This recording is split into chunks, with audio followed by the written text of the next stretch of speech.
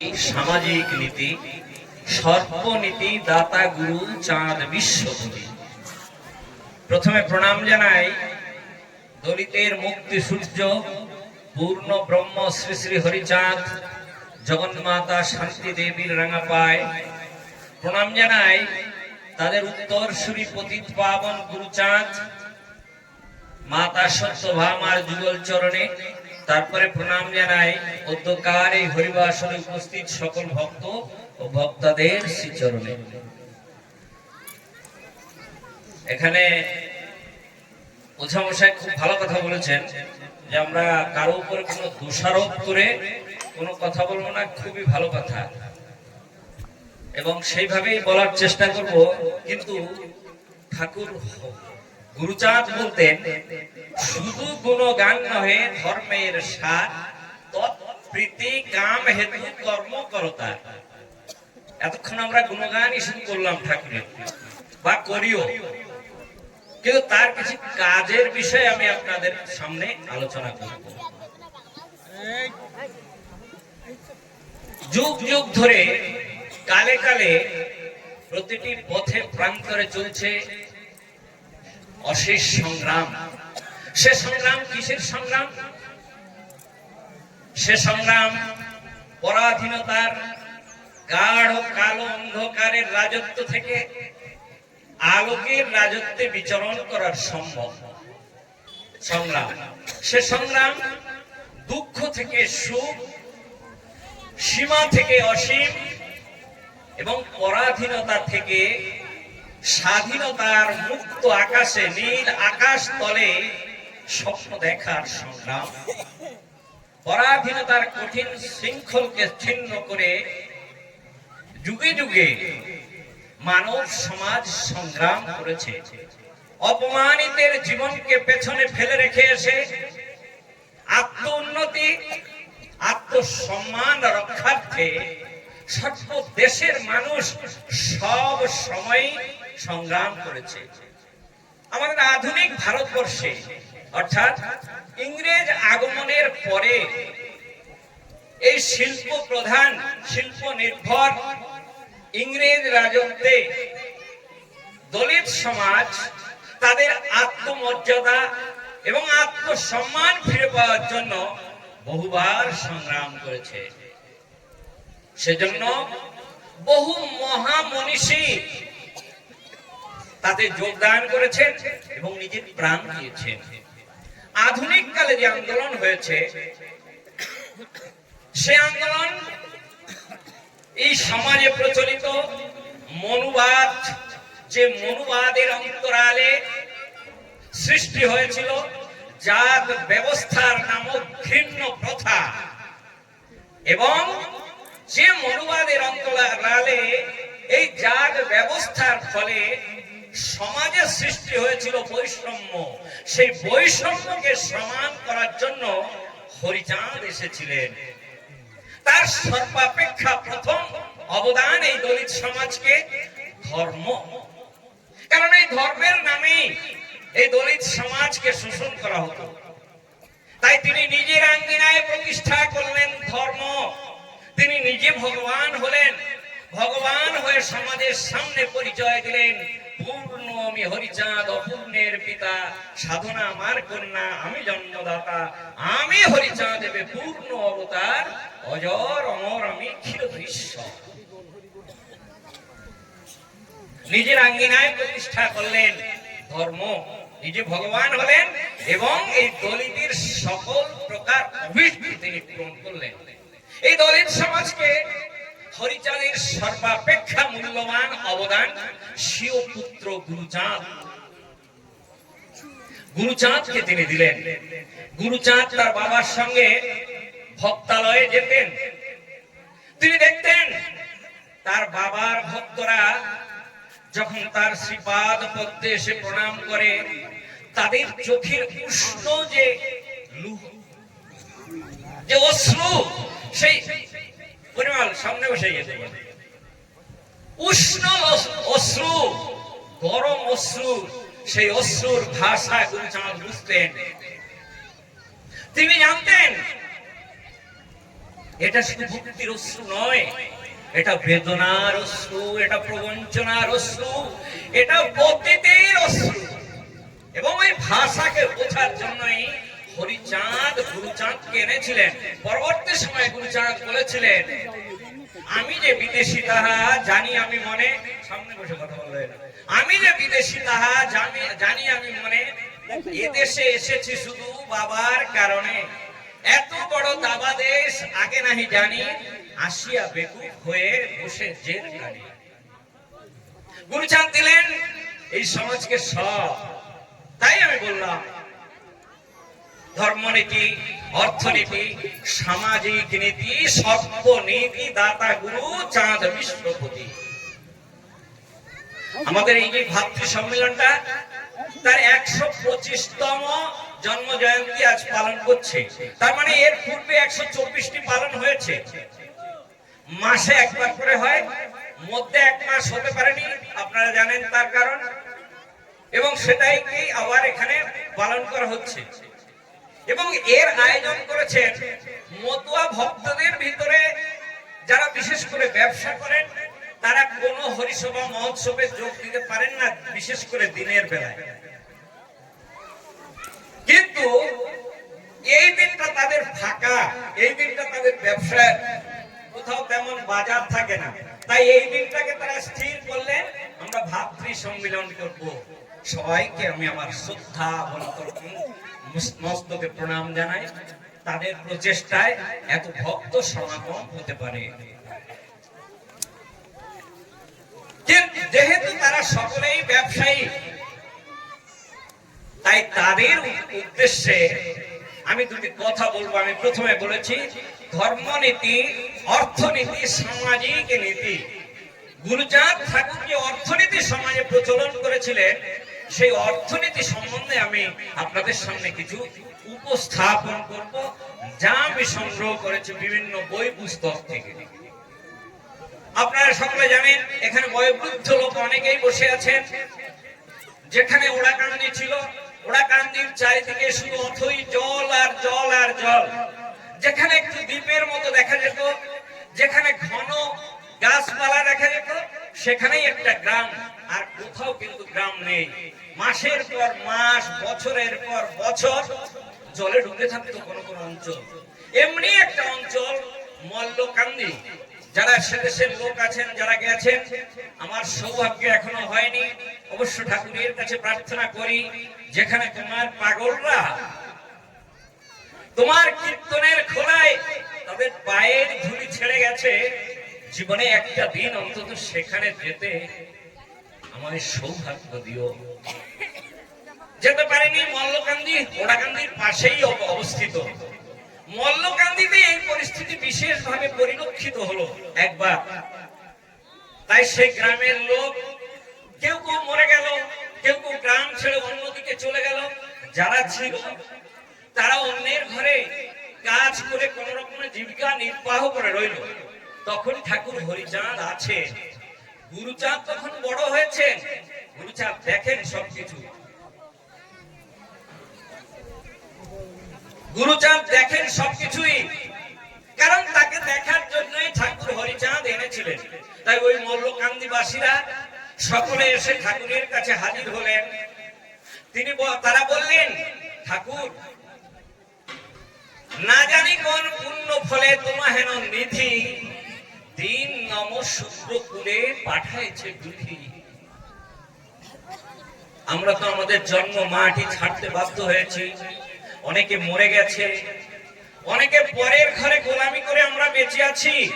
তুমি যখন আমাদের উদ্ধার করতে এসেছো, তুমি আমাদের বলো আমরা কেমন করে জীবন ধারণ করবো, ওই জন্ম ভিটায় আবার কেমন করে আমরা ফিরে যেতে পারবো। গুরুচাঁদ বিশেষ করে দেখছেন, তিনি জানেন। তবে যখন তার বাবার ভক্তরা বিশেষ করে কোন অভিযোগ তার সামনে আনে, সে কথা তিনি বিশেষ ভাবে দেখেন। আজও গুরুচাঁদ সতর্ক দৃষ্টি দিয়ে, সতর্ক কানে তিনি শুনছেন তার বাবার কাছে তার ভক্তরা কি বলছে। ঠাকুর বললেন, মৃদু মৃদু হেসে বললেন,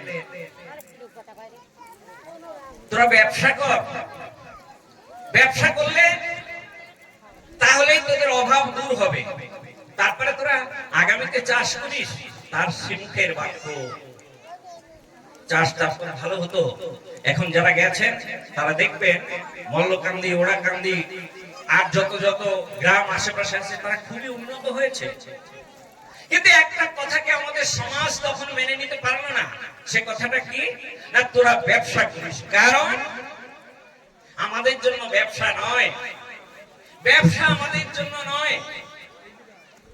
এর পূর্বে সমাজে যে প্রথা প্রচলিত ছিল, যে বিধি প্রচলিত ছিল, যে আইন প্রচলিত ছিল, সেখানে শুধু বলা হয়েছে আমরা অর্থাৎ এই অস্পৃশ্যরা শুধুমাত্র উপরে যে তিন জাতি রয়েছে তাদের আমরা সেবাই করি, আর কিছু কাজ আমাদের নেই।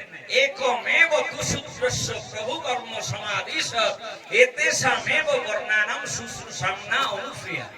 বিরক্তি প্রকাশ না করে আমরা শুধু তাদের সেবাই করি।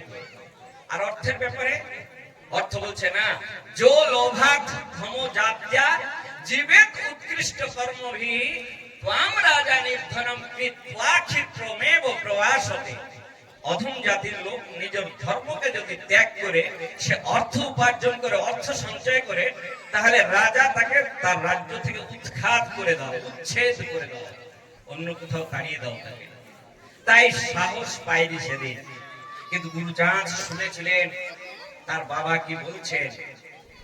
গুরুচাঁদ দেখলেন তার আশেপাশে কেমন করে এই দিনদুখী মানুষগুলো কেমন করে ব্যবসা করবে। ব্যবসা করতে গেলে কিছু তো মূলধনের প্রয়োজন, তারা তো খেতেই পায় না, তাহলে ব্যবসা তারা কি দিয়ে আরম্ভ করবে। তিনি দেখলেন কি করা যায়। দেশজাত ধান্য পাট সরিষা কালাই নৌকায় চালানি হতো করিয়া বোঝায়। এইভাবে কিছু লোক ধনাঢ্য হইল, তাহা দেখি গুরুচাঁদ অন্তরে ভাবিল, বাণিজ্যে বসতি লক্ষ্মী এই সত্য বাণী, বাণিজ্যে আনিব আমি মাতা ধনেশ্বরী। আরো বলছেন, আমার পিতার বাক্য আমি মান্য করি, বাণিজ্যে আনিব ঘরে মাতা ধনেশ্বরী। তাহলে একা তিনি বাণিজ্য করতে পারবেন না। তার বাণিজ্য করার জন্য আরো সঙ্গসাথী প্রয়োজন আছে। তার সঙ্গে বিশেষভাবে মল্লকান্দির গিরি কীর্তনিয়া আর ওড়াকান্দির নীলকান্ত চৌধুরী এরা বিশেষ মেলামেশা করতেন। গুরুচাঁদ তাদের বললেন, আয় বাবা এই কথা বলেছে, অতএব আমরা বাণিজ্য করব। তার কথায় রাজি হলেন তারা। দিনে বেশি হরিচাঁদে করে নিবেদন, দেহ আজ্ঞা দিল নৌকা গঠন কারণ। ঠাকুর আদেশ দিলেন, যাও তোমরা নৌকা গঠন করো, এবং নৌকা গঠন হলো। নৌকা গঠন করার পরে তিনি বাণিজ্য আরম্ভ করলেন। ওই লঞ্চে সব জিনিস আসলো, লঞ্চ থেকে কিনে নিয়ে গিয়ে আশেপাশে বিক্রি করলেন। বয়স 20 কালে নামিল বাণিজ্যে 10 বর্ষ কাল মধ্যে বহু লভ্য হলো। বাণিজ্যে আনিয়া অর্থ প্রভু ভাবে মনে, গৃহাদি উন্নতি করি বিশেষ কারণে। কিন্তু এই যে বাণিজ্য করা, এটাকে এতই সুগম ছিল না? কখনো ছিল না, কখনো ছিল না। কারণ এই সমাজ যেভাবে অভ্যস্ত, এ সমাজ যাকে একবার মেনে নিয়েছে মজ্জাগত ভাবে, মজ্জার থেকে সেই ভাব তুলে না ফেলা পর্যন্ত এ সমাজকে কখনো রাজি করানো যাবে না। সেজন্য অভ্যন্তরীণ এবং বহির্বিভাগ থেকে বিভিন্ন প্রকার আপত্তি আসতে লাগলো। যারা অভ্যন্তরীণ অর্থাৎ যারা তার বাবার একান্ত ভক্ত, তারা প্রথমে বিদ্রোহ ঘোষণা করলেন, প্রকাশ্যে নয়, পরস্পর বলাবলি করলেন। আমরা কাল সব শ্রীহরির গণ, ঐশ্বর্যের পূজা মুরা না করি কখন, জুড়ি গাড়ি টাকা করি অসার সকল ধনের সার নামামৃত ফল। তবে কেন গুরুচাঁদ মত্ত ধনে জনে, এহেন বেশেতে প্রভু আসিল কেমনে। বলছে আমরা তো কাঙাল বেশে এসেছি, এক বস্ত্রে হরিচাঁদ 3 বেশে রহে, ওই বেশে গুরুচাঁদ বাধ্য কিন্তু নহে। গুরুচাঁদ ওই বেশ নয়। গুরুচাঁদ এই সমাজকে স্বপ্ন দেখিয়েছিলেন রাজা হওয়া। আমি বলি রাজা হও, আইন সবাই যাও। গুরুচাঁদ স্বপ্ন দেখিয়েছিলেন সর্বপ্রথমে, তার আগে আর কেউ দেখায়নি। তাই গুরুচাঁদ বললেন, রাজা যদি হতে চাও ধরো রাজভাব, ভাব অনুযায়ী আসে ভাবের স্বভাব, যেজন যে ভাবে থাকে সেই ভাবে পায়। ভিক্ষুকের ঘরে বড় লক্ষ্মী কমে যায়। কতখানি প্র্যাকটিক্যাল আপনারা বিচার করে দেখুন। কিন্তু বাইরে তখন তার বিরুদ্ধে স্বর উঠেছে। কোথা অর্থ, কিসে অর্থ, খোঁজে সেই পথ, ব্যবসা করে প্রভু বৃহৎ বৃহৎ। রাজসিক ভাবে প্রভু চলিবারে চায়, রাজকীয় তৈজসাদি আনিল আলয়। বহিরাঙ্গ ভাবে সব একল ভাব, এভাব না হয়তো কোন সাধুর স্বভাব। বড় লোক হতে বুঝি বড় কর্তা চায়, নইলে কি সাধুর পুত্র রাজভাবে রয়। প্রমাণ তাহার দেখো কাটিয়াছে চুল, ওইখানে বড় কর্তা করিয়াছে ভুল। ঠাকুরের লম্বা লম্বা চুল ছিল, কিন্তু গুরুচাঁদ এমনি করে চুল কাটতেন। তিনি রাজা হতে বলতেন, হরিচাঁদ তা বলেননি, কারণ তার অসমাপ্ত কাজের ভার গুরুচাঁদের পরেই তিনি দেবেন। বিপক্ষ থেকে এরকম স্বর উঠল। মায়ের মন, শান্তি মাতার মন কিন্তু তখন গলে গেল। কারণ আমরা সকলেই জানি সকলেরই মা আছে। যদি সন্তান কোন পরিশ্রমের কাজ করে কোথা থেকে আসে, যদিও সন্তান গৃহস্থলী করে, কিন্তু তার স্ত্রীর থেকে তার মায়ের তার প্রতি বেশি করে নজর থাকে। আসার সঙ্গে সঙ্গে হয়তো বৌমাকে বলে, বৌমা এক গ্লাস জল নিয়ে দাও, কখন খেয়েছে, কি করেছে, এটা মাই সর্বপ্রথমে বলে। তাই মা দেখছে গুরুচাঁদ অজস্র পরিশ্রম করছে, অথক পরিশ্রম। তাই বলছে, প্রাণাধিক গুরুচাঁদ শোনো মম কথা, অর্থ পেতে এত চেষ্টা কেন করো বৃথা। যাহা আসে তাতে সুখে দিন চলে যায়, অর্থ পেতে এত কষ্ট কেন করো হয়। তুমি এত কষ্ট কেন করছো? মায়ের মন দ্রবীভূত হয়ে গেছে, মানা করছে এত কষ্ট তুমি করো না।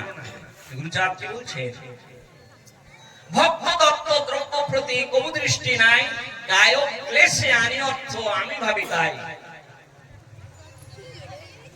আমায় যে গুরুচাঁদ বলছে যে ভক্ত দত্ত দ্রব্য প্রতি আমার দৃষ্টি নাই, গায়ক ক্লেশে আনি অর্থ মনে ভাবি তাই।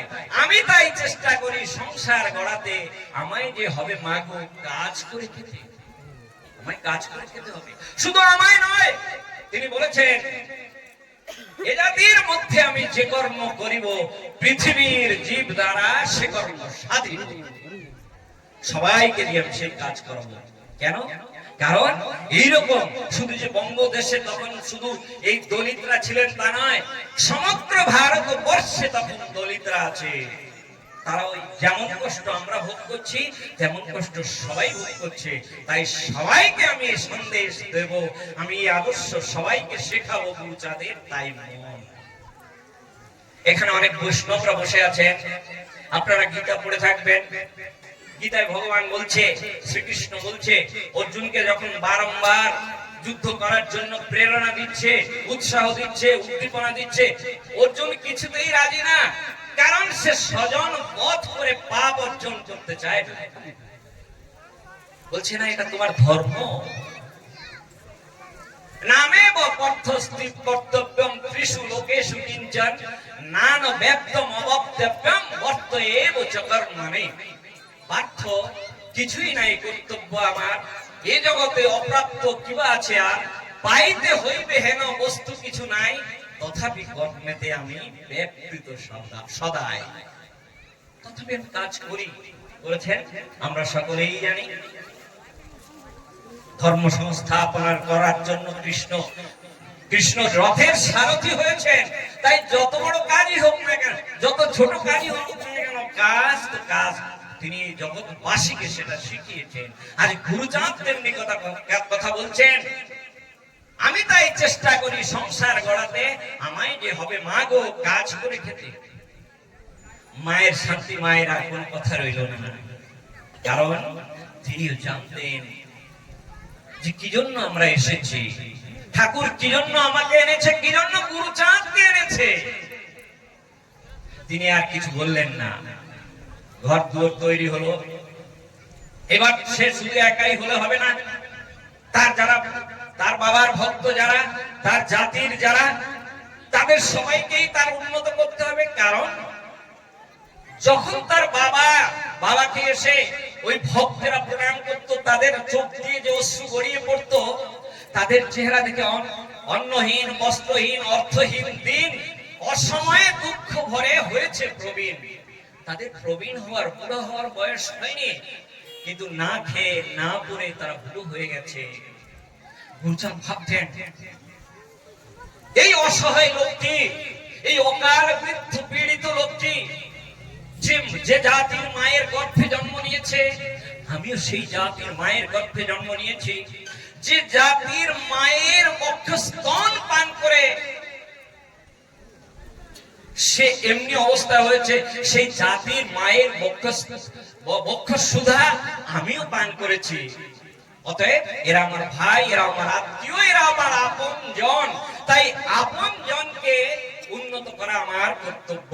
গুরুচাঁদ ঠাকুর পরবর্তীতে বলেছিলেন, জাতির উন্নতি লাগিয়ে হও সবে স্বার্থ ত্যাগ, দিবারাতি চিন্তা করো। তাই জাতি ধর্ম, জাতিমান, জাতি মোর ভগবান, জাতি বিনা অন্য গতি নাই। কথাটা কতখানি প্র্যাকটিক্যাল আপনারা ভেবে দেখুন, সত্যিকারের কথা কিনা। গুরুচাঁদ বললেন, কারণ তার বাবা এসেছিল গার্হস্থ ধর্ম দেওয়ার জন্য। গার্হস্থ ধর্ম কাকে বলছে? শত রজ মিলনেতে গার্হস্থ জীবন, মোর পিতা হরিচাঁদ করিল গঠন। এই দুই তত্ত্ব মেলে যাহার জীবনে, সেই মোর শ্রেষ্ঠ ভক্ত হরিচাঁদ ভনে। কতজন রবে শুধু শতভাব লয়ে, কত যাবে রজপথে ধনেমত্ত হয়ে। উভয়ের পরিণাম হাহুতাশ সার, এরা নহে খাঁটি ভক্ত আমার পিতা। শুধু যে আমি ধর্ম করব না, সেটা সম্ভব নয়, সেটা সম্ভব নয়। আর শুধু যে আমি গৃহস্থালি করব, ঘরের কাজ করব। আজ আপনারা এসেছেন, সবাই আমরা গার্হস্থ ধর্ম পালন করি, গৃহস্থ সকলেই আমরা। তথাপি ওই কার্য ব্যস্ততার ভেতর থেকে কিছুটা সময় বার করে আজ আপনারা এসেছেন এই মহতী সভায়, সেখানে শুনছেন ঠাকুরের গুণগান, নিজেরাও করেছেন এবং শ্রবণও করছেন।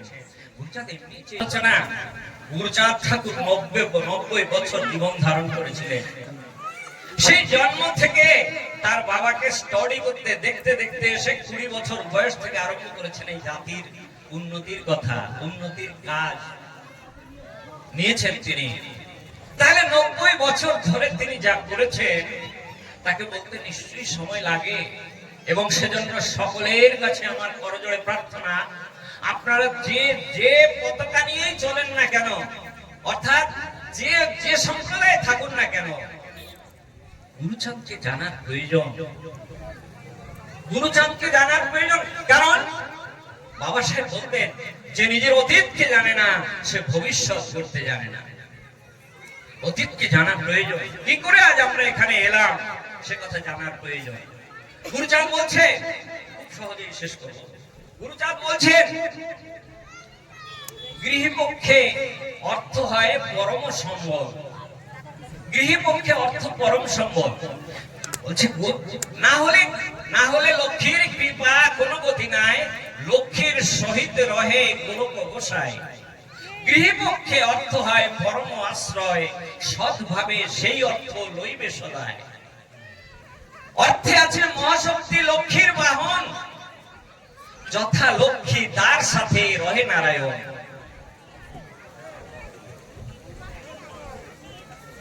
কথাটা কতদূর গিয়ে দেখুন আমরা। কারণ ওই সময়ে আমরা ধর্মই শুরু করতে চেয়েছি, কিন্তু গুরুচাঁদ বলছে না, অর্থ হচ্ছে লক্ষ্মী, লক্ষ্মীর সঙ্গে নারায়ণ থাকে, তাই তোমরা অর্থ উপার্জন করো, তাই তোমরা অর্থ উপার্জন করো। না হলে লক্ষ্মীর কৃপা কোনো গতি নাই, লক্ষ্মীর সহিত রহে গোলক গোসাই। অর্থে আছে মহাশক্তি, গৃহপক্ষে মূল। অর্থকে অনর্থ বলা কত বড় ভুল। অর্থকে অনর্থ ভাবি এতদিন সবে ধর্ম লোভিবার চেষ্টা করিয়াছে ভবে। অর্থে দেখো, অর্থে আছে মহাশক্তি, গৃহীর কারণে অর্থে মহাশক্তি আছে। অর্থহীন বাক্য যথা প্রলাপ বচন, অর্থহীন গৃহজনে মানিবে তেমন। অর্থহীন বাক্য। আমরা সকলেই মানব জীবন ধারণ করেছি। গুরুচাঁদ এসেছিলেন এই সমাজকে সবকিছু দিতে, হরিচাঁদ এসেছিলেন গার্হস্থ্য ধর্ম নিয়ে। তাহলে যদি সেই গার্হস্থ্য ধর্মই পালন করতে হয়, তাহলে পিতা মাতা ভাই বোন ঠাকুর দাদা ঠাকুর মা সবাইকে নিয়েই তো গার্হস্থ্য জীবন। আমার বাবা আমাকে মানুষ করেছে, আমাকে এনে এখানে স্থান দিয়েছে, এখানে সকলের সামনে দাঁড়াতে আমায় সক্ষম করেছে। আমার বাবা একদিন না একদিন বার্ধক্যের শয্যায় পড়ে সে ছটফট করবে।